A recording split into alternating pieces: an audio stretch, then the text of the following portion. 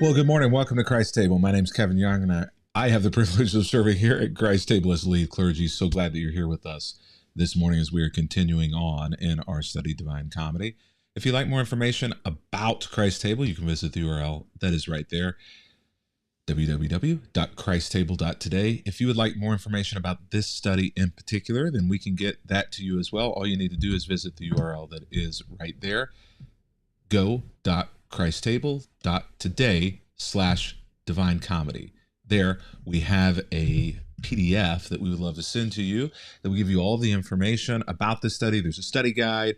It'll give you background context. It'll give you some questions to help you take this study further. Absolutely free, no strings attached. If you would like a printed copy of that, you can get that. You can get that there. But I'm a little tongue-tied. You can get that there as well. All you need to do is click on the button that says Get the Box there, and it comes with a box of spiritual resources that go along with this study.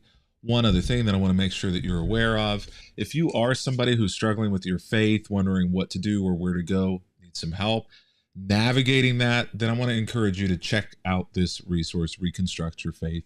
You can find out more information about that by visiting the URL right there, drkevinyoung.com.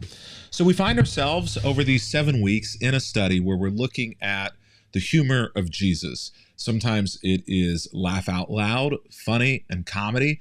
Other times it is something that is introspective, a turn of a phrase, something that would have made a few people in the audience chuckle, but maybe not the person who Jesus was talking to. It might have been an awkward situation. Sometimes it's sarcasm, sometimes it's wit. It's all over the place, but there's lots of comedy, lots of humor, and would have been lots of laughing in Jesus' teaching. And we see that all throughout the Gospels in the red letters, but a lot of it has been lost in translation. So today we're going to talk about a very difficult parable, one of the most difficult parables to understand. Perhaps none of your business is what we're titling it, from Luke chapter 16, verses 1 through 9. So as is typical with Jesus' parables, some of them, I guess probably all of them, were intended to reveal truth to some and to kind of hide truth in shadows for others who weren't ready to hear that truth, or who weren't the point or the object or the direct hearer that Jesus really wanted to communicate as well. So oftentimes there are stories within a stories. This one would have received a bit of an odd response from people. Nervous laughter as this moved forward, because many people would have identified themselves or somebody they knew in this, and they would have felt uncomfortable about what Jesus is going to say to them or to these types of people. Because, well, let's just go ahead and get into it and find out why. Luke chapter 16, Jesus told this story to his disciples. There was a certain rich man who had a manager handling his affairs. One day a report came that the manager was wasting the employees' money. In a capitalist society, we are going to immediately probably have the same reaction that all of Jesus' hearers would have had, and that is, this guy needs to go. Like, this is a business. We don't have money to waste here. If there's somebody underneath you who is not doing well with the spending, who is not meeting the quotas, who is not bringing in the commission money that they're supposed to, it's far better to cut them off, allow them to go on to something that they are good at, that they're capable of doing, and then, that's the way to go. Good to great, right? You got to get the right people on the bus. It's not that others don't have value, but they may not have value on that bus that you're on. So the hearers would have had the same response that we would have here in capitalist America, that this is not a good situation, manager's problem. He's either got to be retooled, retrained, or let go. So the employer calls him in and says, "What's this that I hear about you? Get your report in order, because you're going to be fired." Response then would have, been the same response that we have if we hear somebody cross our bow with that fired shot. I takes your breath away. Nobody wants to be job hunting, especially job hunting by surprise, especially job hunting whenever something has gone on like this, where this could follow you into future jobs, and one reference call is going to prevent you from working in that line of work ever again. The manager, this is exactly what goes through his head. The text actually says, now what? My boss has fired me. I don't have the strength to dig ditches. I'm too proud to beg. I'm middle management. I've really screwed up here. I can't step down into something lower. I don't have the skill set or the ability for that. And I don't want to do that. I'm not built for that. That's not who I am. What am I going to do here? I know how to ensure that I'll have plenty of friends who will give me a home whenever I'm fired. I'll create my own safety nets for the mess that I've made for myself. So he invites each person who owed money to his employer to come and to discuss the situation. He asked the first one, how much do you owe my boss? And the man replies, I owe him 800 gallons of olive oil. So the manager told him, take that bill and quickly change it to 400 gallons. What's going to happen here? He's already being fired. It might make the owner more upset with him, but what's going to happen to that person who now is getting twice for half pay?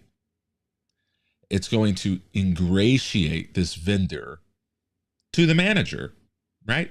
It's going to be like, all right, I owe you one, which is exactly what the manager wanted, right? He wanted some people who would owe him one, and he uses his boss to do it. And how much do you owe my employer? He asked the next man. I owe him 1,000 bushels of wheat, was the reply. Here, the manager said, take the bill and change it to 800 bushels of wheat. What's it going to do to that guy? Well, that vendor has just been ingratiated in relationship with this manager. He owes him one. He did him a favor. So the boss had to admire the dishonest rascal for being so shrewd.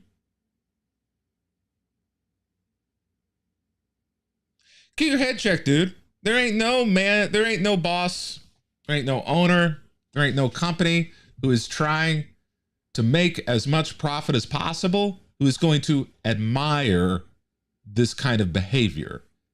Dishonest rascal for being so shrewd. And so Jesus says it is true that the children of this world are more shrewd in dealing with the world around them than the children of the light. So now we're just all kind of confused. Jesus, what are you telling us here? To be dishonest and devious? Here's a lesson, Jesus says. Use your worldly resources to benefit others and to make friends. Then when your possessions are gone, they will welcome you into an eternal home. This would have been a roller coaster ride for those original hearers, right? Because at one moment, that manager, very shrewd, is the zero, and then Jesus makes him out to be a hero. You probably could have heard the audible gasp from the crowd whenever Jesus, ethics man of all ethics man, perfect of all perfection, turns this story on its head and makes the zero the hero of this story. In fact, it reminds me of a recent Taylor Swift anti-hero song where the villain essentially is the hero, or at least the hero doesn't have the qualities that is normally thought of in a hero.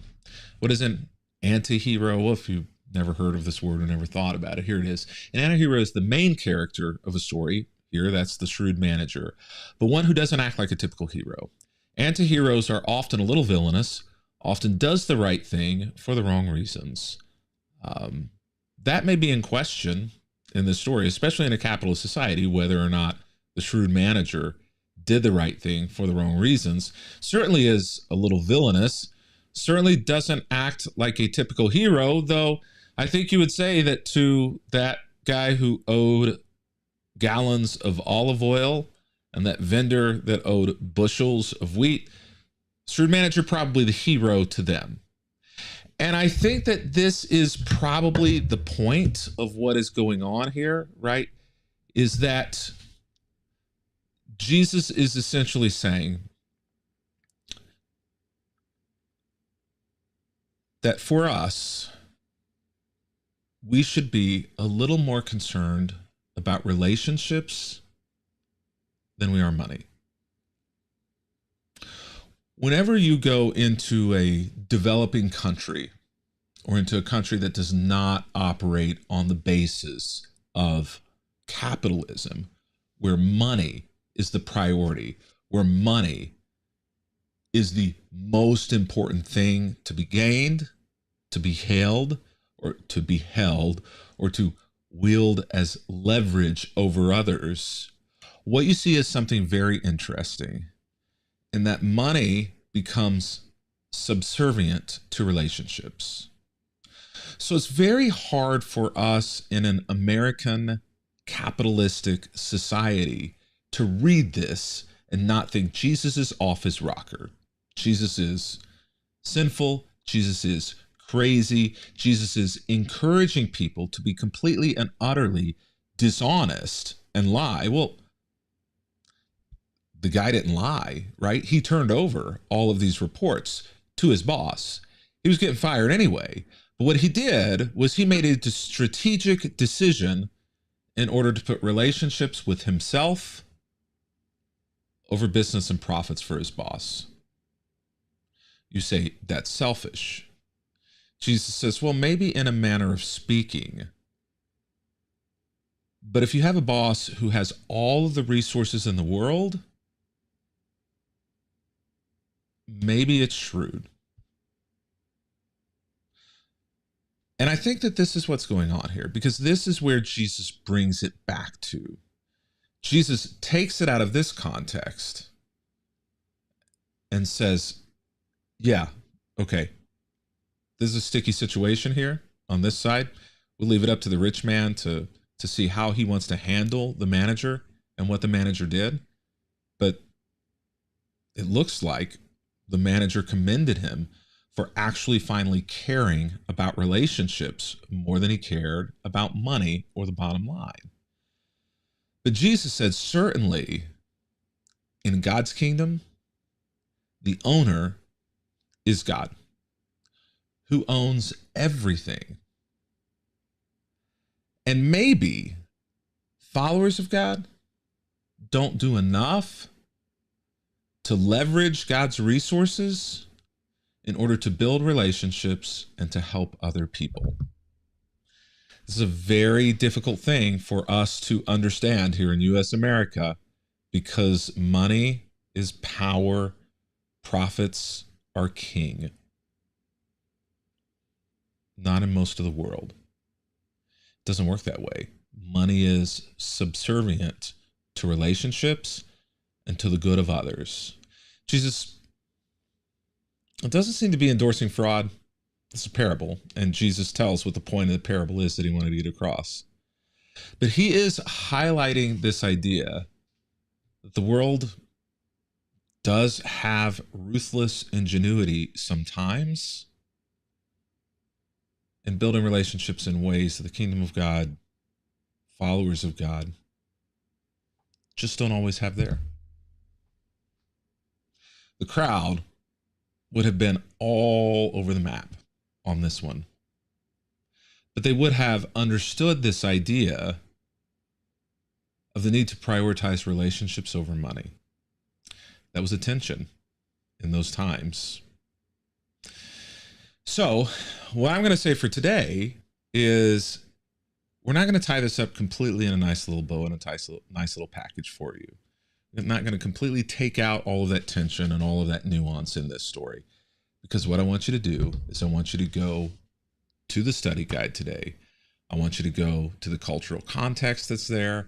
I want you to go to the questions that are there, and I want you to begin to think and dialogue and reflect on this passage and begin to try to unpack and unravel what you think the point is, who you think the heroes are, who the anti-heroes are, and who the villains are in this story, and then fast forward that to your life today and see how it applies there as well. In order to do that, go.christstable.today/divinecomedy is where you're going to want to go. Looking forward to being back with you next week as